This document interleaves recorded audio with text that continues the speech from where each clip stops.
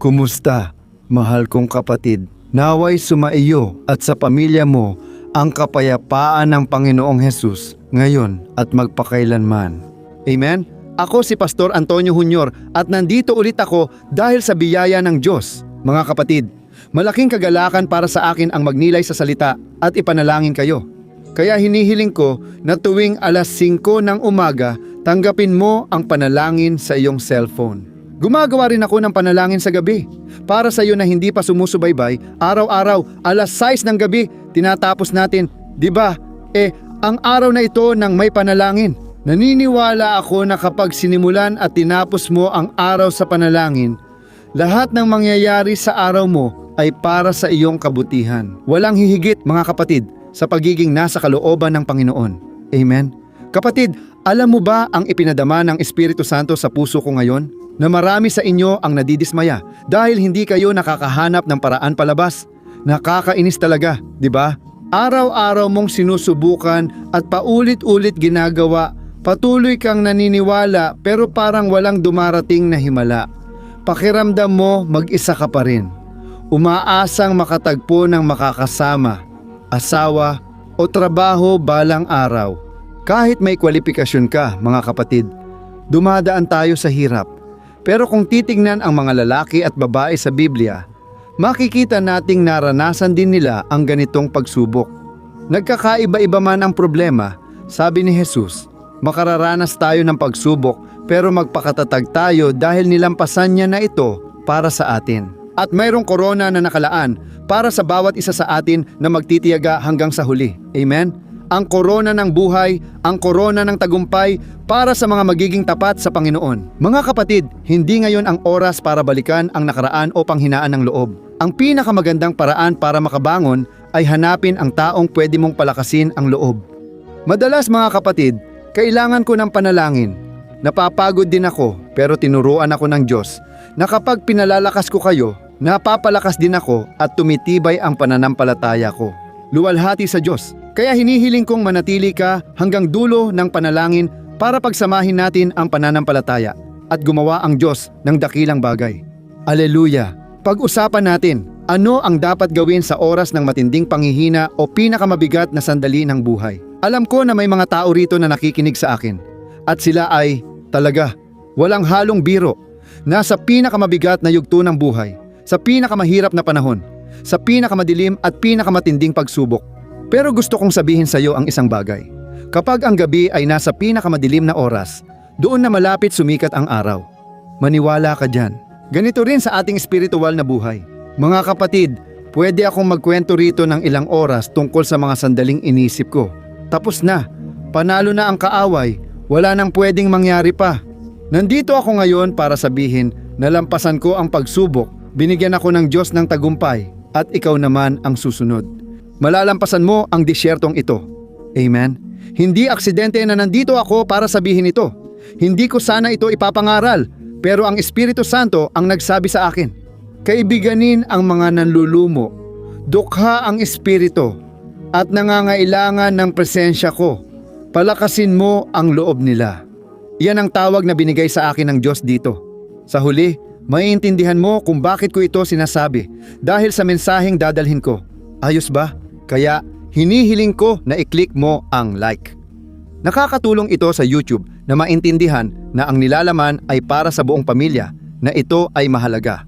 Ayos ba? At mag-subscribe ka sa channel kung hindi ka pa nakasubscribe. I-click mo ang button na mag-subscribe. I-activate ang bell na lalabas sa gilid at piliin ang opsyong lahat para hindi mo ma-miss ang kahit anong video na ilalagay ko. Araw-araw, nandito ako tuwing alas 5 ng umaga, alas 6 ng gabi, at alas 2:30 ng hapon. Naglalagay ako ng mensahe para palakasin ka. Ayos ba? Mga kapatid, babasahin ko ang Hebreo 11:34 tungkol sa mga bayani ng pananampalataya. Tungkol ang Hebreo 11 sa mga taong gumawa ng kahangahangang bagay noon dahil sa kanilang matibay na pananampalataya at pagtitiwala sa Diyos. Tingnan ninyo ang sinasabi ng talatang ito. Pinatay nila ang naglalagablab na apoy at nakatakas sila sa talim ng espada. At mula sa kanilang kahinaan, kumuha sila ng lakas, naging makapangyarihan sa digmaan at nagpatakas ng mga dayuhang hukbo. Mga kapatid, Tumimo sa akin sa talatang ito na sa oras ng matinding pagsubok, ang mga lalaking ito ay kumuha ng lakas mula sa kanilang kahinaan. Amen? Kaya, mga kapatid, kailangan nating maunawaan ang isang bagay. Mayroong mas makapangyarihan kaysa sa atin. Mayroong mas malakas kaysa sa atin na nagtutulak sa atin na lampasan ang ating mga hangganan. Alam mo yung sinabi ko sa iyo kanina. Dumating ka na sa dulo, narating mo na ang pinakailalim, pero tandaan mo, hindi pa iyon ang katapusan mo. Kung gagawin mo tulad ng ginawa ng mga lalaking ito, ginamit nila ang kahinaan bilang lakas. Siguro tinatanong mo, paano ko yung gagawin, Pastor? Dahil hindi ko na kaya ang manatili sa ganitong kalungkutan, sa ganitong kahinaan ng kaluluwa, sa ganitong espiritual na kahinaan. Mga kapatid, talagang mahirap ito. Naranasan ko na rin ang matagal na panahon ng disyerto, kaya alam ko ang sinasabi mo. Matindi talaga ang pagdurusa. At maiisip mo, wala na akong ganang mabuhay. O minsan, naiisip mo pa, grabe sana hindi na lang ako nabubuhay. Sana wala na ako dito sa mundong ito kasi matatapos na ang paghihirap. Pero mga kapatid, natutunan ko, wala tayong karapatang kitilin ang sariling buhay. Si Diyos ang nagbigay nito at makapangyarihan siyang bigyan tayo ng masaganang buhay. Sabi ni Jesus sa Juan 10:10, dumating siya para bigyan tayo ng masaganang buhay. Amen? At ang buhay na yan ay matatagpuan lamang sa presensya ng Diyos. Hindi ito makikita sa social media, pera, kaibigan, relasyon, pakikipagtalik, droga o iba pa. Kapag nakaayon tayo sa puso ng Ama, doon tayo kumukuha ng lakas sa kahinaan sa pamamagitan ng lubusang pagsuko sa Diyos. Sigurado akong malaki ang pagkakaiba nito. Tingnan ninyo mga kapatid, may mga taong napakatalino at magaling makipag-usap at makipagrelasyon. Pero mga kapatid, parang ang buhay nila ay isang napakalaking kawalan. Parang walang saysay ang buhay nila. Malungkot ang buhay nila, alam nyo. Mga kapatid, madalas iniisip natin na ang mga mayayaman, mga taong maraming pera, may malaking impluensya, mga sikat, sila ang pinakamasayang tao sa mundo. Mga kapatid, bakit kaya madalas tinatapos ng mga tao ang kanilang buhay o nalululong sa droga? Laging may nagdi-divorce, lalo na ang mga sikat. Palaging naghihiwalay at ilang beses nang nag-asawa, parang hindi sila kontento. Bakit? Kulang sila sa presensya ng Diyos sa buhay nila. Iyan ang kaibahan mga kapatid. Sabi ng Biblia, ang pagpapala ng Panginoon ang nagpapayaman at hindi nagdadagdag ng sakit. Ibig sabihin, ang pagpapayaman ay hindi lang tungkol sa pera, tama? Pwedeng pagpalain ng Diyos, pero ang tunay na kasaganaan ay kapayapaan sa puso. Kagalakan sa Espiritu Santo, totoong kaibigan at nagkakaisang pamilya, iyan ang inihahanda ng Diyos para sa atin. Narito ang ilang halimbawa ng mga taong nakahanap ng lakas sa kanilang pinakamahina nilang sandali. Kumuha sila ng lakas sa kalooban, kaya sinasabi ko, huwag sumuko o panghinaan ng loob dahil ang Diyos ang naglagay ng lakas sa iyo. Tingnan natin ang halimbawa ni Sanson. Si Sanson, alam natin na may kahinaan siya pagdating sa mga babae, di ba? Siya ay Nazireo. Itinalaga ng Diyos bilang hukom at tagapagligtas ng Israel na may makapangyarihang tawag. Pero mga kapatid, ang lalaking ito ay nababaliw at nakikipagrelasyon sa iba't ibang babae. Puro panandali ang ugnayan at pakikipagtalik sa bawat pagkakataon. Pinayuhan siya ng magulang niya dahil may tawag siya, hindi siya ordinaryong tao. Isang beses mga kapatid, naaalala ko talaga. Kakabago ko pa lang noon na nagbagong buhay at naikwento ko na rin ito dito, pero ikukwento ko ulit. Nagkaroon ng parke ng eksibisyon sa amin at taon-taon nakasanayan ko nang pumunta roon dahil sobrang saya. May banda, may tugtugan, kasama na rin doon yung mga laro. Alam mo yon, yung mga traditional talaga, laro ng ruleta, paghahagis ng dice. Gustong-gusto ko yun dati, pero ngayon nasa landas na ako ng Diyos at alam kong hindi na dapat pumunta doon. Wala nang silbi pumunta doon kasi para lang magwala, uminom, magpakalasing at makipaglandian ang ginagawa ko roon. At ngayon, bago na ako, nagbago na dahil kay Jesus. Naririnig ko pa rin mula sa bahay ang tunog mula sa Parque de Exposiciones dahil mataas ang lugar at nadadala ng hangin sa syudad. Mga kapatid, kung hindi ako nagkakamali, tumutugtog noon. Sa tingin ko, si Barang Bermelyo. Mga kapatid, aaminin ko, sa oras na yon, matinding pagsubok ang pinagdaanan ko. Kasi nagsimula akong magtanong, kaya ko ba talaga ito? 18 ako noon, kakabigay lang ng buhay ko kay Jesus at nagtanong ako sa Diyos, Panginoon, may iba pa bang Kristiyano sa simbahan? Sigurado akong nandoon sila sa parke. Kaya kinausap ko ang Diyos, Diyos, bakit sila pwede pero ako hindi? Mga kapatid, noong oras na yon, malakas na nagsalita ang Diyos sa puso ko. Anak, hindi ka tulad ng lahat, hindi ka basta-basta lang. Alam mo yung sinasabi ng mga magulang natin sa atin? Hindi ka tulad ng lahat. Mga kapatid, noon ko naintindihan na tinatawag ako ng Diyos. Maraming nasa simbahan pero ginagawa pa rin ang gawain ng mundo. Huwag nating gawing halimbawa ang ganong tao. Bagkus tularan ang tunay na lumalakad kasama ang Diyos. Amen? At si Sanson ay ganong klaseng tao. Lahat ng bagay ay nasa kanya para magtagumpay. Isa siyang lalaking may banal na espiritu. Malakas siya, di ba? Dahil binigyan siya ng lakas ng banal na espiritu. Mga kapatid, ayon sa Biblia, nasangkot siya kay Dalila na binayaran ng mga Filisteo, mga kaaway ng Diyos, para akitin si Sanson at tuklasin ang kanyang lihim. Sinabi niya na nasa buhok niya ang kanyang lihim, kaya nagplano siya ng bitag. Dumating ang mga Filisteo at ginupit ang kanyang buhok. Mga kapatid, noong oras na yon, sinasabi sa Biblia na tumayo si Sanson. Akala niya ay kasama pa rin niya ang Diyos, pero wala na ang Diyos sa kanya. Dahil ang Diyos ay matiisin, mga kapatid. Umaasa ang Diyos na magsisisi tayo agad dahil kung hindi, maaaring mawala ang kanyang proteksyon. Ayon sa Biblia, mga kapatid, sa mga awit, ang mga anghel ng Panginoon ay nagbabantay at nagliligtas sa may takot sa Kanya. Ibig sabihin, nililigtas ng Diyos. Pinoprotektahan ng Diyos ang mga may takot sa Kanyang banal na pangalan, ang mga may takot sa Diyos sa kanilang puso, at hindi ang mga namumuhay na parang hindi umiiral si Kristo o hindi siya babalik. Hindi! Nawalan ng lahat si Samson, mga kapatid. Nahuli siya, tinusok ang mata, tinalian at pinagtawanan at kinutya. Ibig sabihin, hinihiya ni Satanas ang lalaking iyon.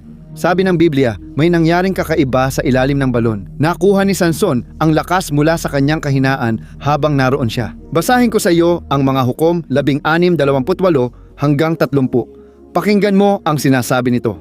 Nanalangin si Sanson, Panginoon, alalahanin at palakasin mo ako kahit minsan lang. Pahintulutan mo akong makaganti sa mga Filisteo dahil sa aking mga mata.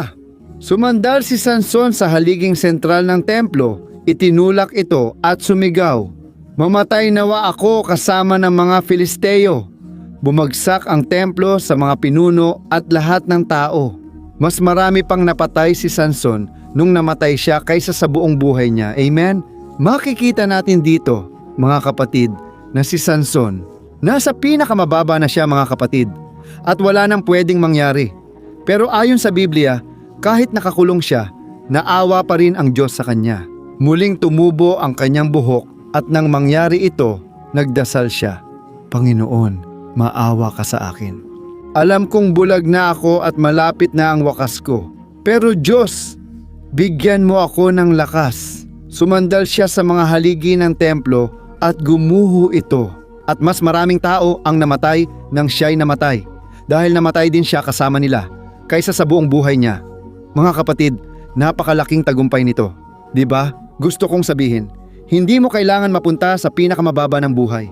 Kung kasama mo ang Panginoon ngayon, maaari kang magtagumpay, maging malusog, at tumanggap ng maraming biyaya dahil hindi mo kailangang ulitin ang maling desisyon ni Samson. May tanong, saan niya nakuha ang lakas niya? Mga kapatid, nagkaroon siya ng motibasyon tapusin ang layunin. Iyan ang kailangan mong maintindihan. Lilipas din ito. Ang mga paghihirap ay lilipas at ang matitira ay gawa mo. Sabi sa Biblia, sa aklat ng pahayag, na ang mga tao noon ay nagpahinga at dinala ang kanilang mga gawa. Ang madadala mo lang kapag umalis ka rito ay ang nagawa mo para kay Jesus, sa tao at sa gawain ng Diyos. Amen? Kaya makikita rin natin ang isa pang halimbawa, mga kapatid, na tayo ay magdadasal na maya-maya lang. Pero ang halimbawang ito ay talagang tumatagos sa akin. Ito ay ang halimbawa ni Nehemias. Ayon sa Biblia, si Nehemias ay tagatikim ni Haring Artajerjes. Ibig sabihin, simple lang ang trabaho niya. Si Nehemias ay ordinaryo lang, naglilingkod sa hari at ayaw ng karamihan ang trabahong ito. Alam mo ba kung bakit? Si Nehemias ang unang tumitikim ng pagkain o inumin para sa hari para kung may lason, siya ang maapektuhan, hindi ang hari. Naiintindihan mo? Kaya hindi talaga kanais-nais na trabaho iyon, di ba? Kung tutuusin. Pero isang araw, mga kapatid, lumapit kay Nehemias ang kapatid niya at iba pang lalaki dala ang malungkot na balita. Babasahin ko sa iyo kung ano ang nangyari. Tingnan mo kung ano ang nakasulat. Nehemias, Kabanata 1, mula talata 2 hanggang 4, ganito ang sinasabi. Kaya tinanong ko sila tungkol sa mga Hudyo na bumalik mula pagkabihag at sa kalagayan ng Jerusalem. Sinabi nila, hindi maganda ang kalagayan nila, Nehemias. Sila'y dumaranas ng matinding hirap at kahihiyan. Wasak ang pader ng Jerusalem at sinunog ang mga pintuan. Nang marinig ko ito, naupo ako at umiyak. Ilang araw akong nagdalamhati, nag-ayuno, at nanalangin sa Diyos ng kalangitan. Aleluya. Mga kapatid, dumating si Nehemias sa pinakamababang punto ng buhay at naisip, para saan pa ang buhay? Paano ako magiging masaya kung ang sarili kong pamilya, mga kamag-anak ko, mga kapatid ko sa pananampalataya? Sila ay labis na naghihirap at pati ang hari ay napansin na si Nehemias ay labis na malungkot. Pero, mga kapatid, kailangan talagang mangyari iyon. Dahil nang mapansin ng hari na siya ay malungkot, tinanong niya si Nehemias, Nehemias, ano ang gusto mong gawin ko para sa iyo? Sabi ni Nehemias, O hari, kung maaari, nais kong pumunta at itayo muli ang pader ng Jerusalem. Nakakatuwa mga kapatid na kahit hindi Hudyo ang hari, pinayagan pa rin niya si Nehemias. Siyempre, simula pa lang ito dahil nagbigay ang Diyos ng tagumpay pero malakas din ang pagbangon ng kaaway. Pinaka-interesante para sa akin si Nehemias dahil hindi siya sundalo, militar o pari. Gayunpaman, mga kapatid, mas marami pang nagawa si Nehemias kaysa sa kahit sino pa. Si Nehemias ang nagbalik ng dignidad ng mga tao. Siya ang nagpatayo muli ng mga pader. At siya rin ang nagpanumbalik ng pananampalataya at espiritualidad ng buong bansa. Alam mo kung bakit kasama niya ang Diyos? Pinayagan ng Diyos ang kahinaan niya. Ngunit noong lubos siyang mahina, tumawag siya sa Panginoon at binigyan siya ng sobrenatural na lakas. Amen? Ibig sabihin, nagawa niya ang hindi niya akalaing kaya niya. Ikaw rin, sa biyaya ng Diyos, maaari kang maging taong hindi mo akalaing magiging ikaw at magagawa mo ang mga bagay na hindi mo kayang gawin kung wala ang biyaya ng Diyos. Amen? Mga kapatid, ngayon nandito ako at nakikipag-usap sa libo-libo at libo-libong tao araw-araw. Dati, nangangaral ako sa simbahan namin pero halos walang nakikinig. Madalas 3 o 5 lang na kabataan. Kaya nadidismaya ako. Iniisip ko, kung di ko mapagsama ang maliit na grupo para makinig, paano pa ako makakapangaral sa marami? Mga kapatid, narito ako ngayon upang palakasin kayo dahil ang Diyos na kumilos sa akin ay kikilos din sa inyo. Amen? Purihin ang Diyos. Magdasal na tayo. May naalala akong halimbawa mga kapatid. Pwede ko ba itong ibahagi? Sandali lang, makakatulong ito. Halimbawa si David, ayon sa Biblia, tumatakas siya kay Haring Saul. Kahit pinahiran na siya para maging susunod na hari ng Israel, hindi pa siya noon kumikilos. Si Haring Saul ay pinilit lumaban habang si David ay nagtatago at tumatakas ng matagal. At sinasabi sa Biblia na si David, kinailangan niyang magtago. Alam mo kung saan? Sa teritoryo ng kaaway ng mga Filisteo. Tama yun. Nakipagkaibigan siya sa hari. Nagtitiwala sa kanya si David at doon siya nagtago sa mga Filisteo. Interesting ito. Minsan, galing sa di inaasahang tao ang tulong, hindi ba? Matagal ding nagtago si David kasama ng mga Filisteo. Dumating ang panahon na nakipagdigma ang mga Filisteo sa Israel at napilitang sumama si David sa kanila. Pero tingin ko sa puso ni David, ayaw niya talaga iyon. Maka-Diyos si David, mahal niya ang bansa at bayan niya. Alam mo ba ang nangyari? Napagdesisyonan ng mga Filisteo. Gusto mong malaman? Hindi natin papayagang sumama si David sa digmaan dahil baka sa gitna ng labanan ay bigla siyang magbago ng isip at kumampi laban sa atin. Kakampi siya ng Israelita, kaya pinauwi nila si David at ang kanyang mga sundalo sa pamilya niya. At ang kanyang pamilya ay nakatira sa isang lungsod na tinatawag na Ziklag. Ang lungsod na ito ay pag-aari ng mga Filisteo, Pero pagdating nila sa lungsod, kapatid, alam mo ba kung ano ang nangyari? Hindi ka maniniwala. Babasahin ko ito para sa iyo. Tingnan mo kung ano ang nakasulat sa unang Samuel, Kabanata 30, mula talata 3 hanggang 6. Tingnan mo kung ano ang nakasulat. Pagbalik ni David at ang kanyang mga tauhan, nakita nilang nasunog ang buong lungsod at nalaman nila ang nangyari sa kanilang mga asawa at mga anak. At sila ay labis na nagdalamhati at umiyak ng malakas hanggang sa hindi na nila kaya. At si David ay labis na nabalisa dahil ang mga lalaking kasama niya ay labis ang sama ng loob dahil sa pagkawala ng kanilang mga anak at asawa. Nagsimula silang mag-usap na batuhin si David, ngunit nahanap niya ang lakas sa Panginoon, ang kanyang Diyos. Aleluya! Mga kapatid, pati mga sundalo ni David ay gustong batuhin siya dahil sa galit nila. Sobrang galit nila, kaya nagdasal na lang si David. Mga kapatid, dumating ang oras na ubos na ang luha ni David. Ayon sa Biblia, umiyak sila ng malakas hanggang sa wala na silang mailuha. Ngunit pagkatapos ay nagpanibagong lakas si David sa Panginoon. Nakahanap siya ng lakas sa Panginoon. At sa oras na iyon, mamaya ko na lang ipapaliwanag pa ito. Hiniling niya sa pari na isuot sa kanya ang isang balabal. Nagdasal sila, binigyan ng Diyos ng estratehiya at nabawi ni David ang lahat ng asawa, anak at ari-ari ang ninakaw. At si David sa makatuwid ay nagkaroon ng isang kamanghamanghang tagumpay. Bakit? Dahil hindi lang siya sumuko. Gusto kitang hikayatin na huwag magreklamo o magsalita ng masama, kundi manalangin tayo. Ayos ba? Magdasal tayo kung kailangan. Pwede kang umiyak at magbukas ng puso dahil nakikinig ang Diyos. Hindi na sayang ang mensaheng ito, mga kapatid. Hindi ako dinala ng Espiritu Santo dito nang basta-basta para ipagdasal ka. Papuputiin ko ang aking mga kamay ngayon para magpahid na. Gusto kong iunat ang aking mga kamay para sa iyo, para sa iyong pamilya. Oras na ng pagtawag. Ramdam ko ang presensya ng Diyos. Ipikit mo ang iyong mata at ibahagi ang panalangin ito sa maraming tao. Ayos ba? May mga buhay na maaabot dahil sa iyo. Aleluya. Ipikit mo ang iyong mga mata at tayo'y manalangin. Papuri sa Diyos. Panginoon Diyos at Ama, narito kami sa iyong harapan.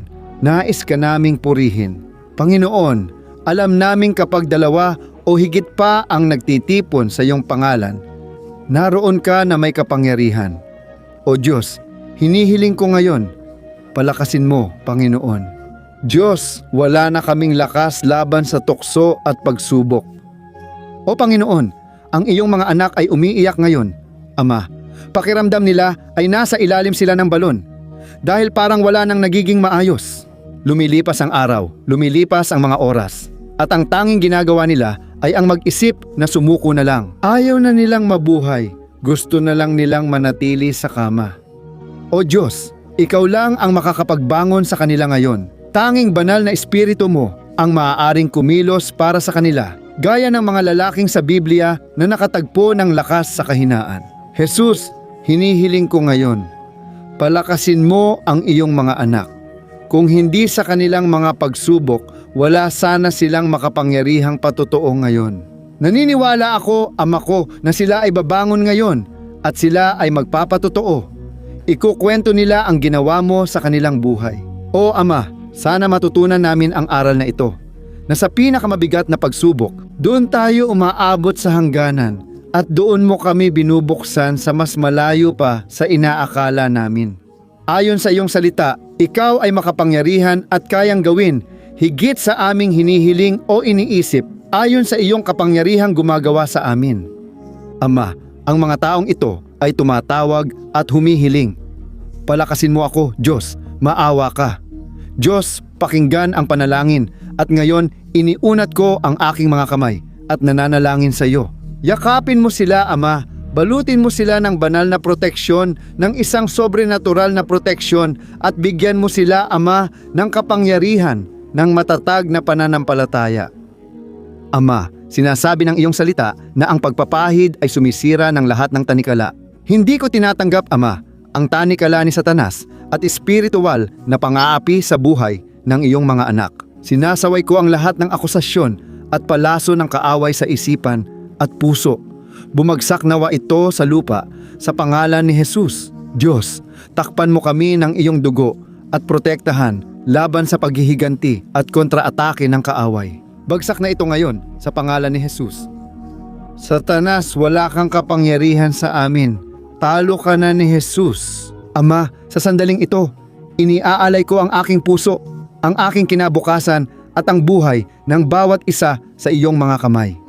Tanggapin mo kami, O Diyos, at bigyan ng lakas, pananampalataya, pag-ibig at pag-asa habang kami tumatayo sa pananampalataya. At gagawa kami ng higit pa kaysa sa aming naisip na kaya naming gawin. Sa ngalan ni Jesus, Diyos ko, bigyan mo kami ng kapayapaan, kagalingan, paglaya, at maluwalhati nawa ang iyong pangalan sa sitwasyong ito. Sa ngalan ni Jesus, ako'y nananalangin at nagpapasalamat sa iyo. Amen. Luwalhati sa Diyos. Alleluia.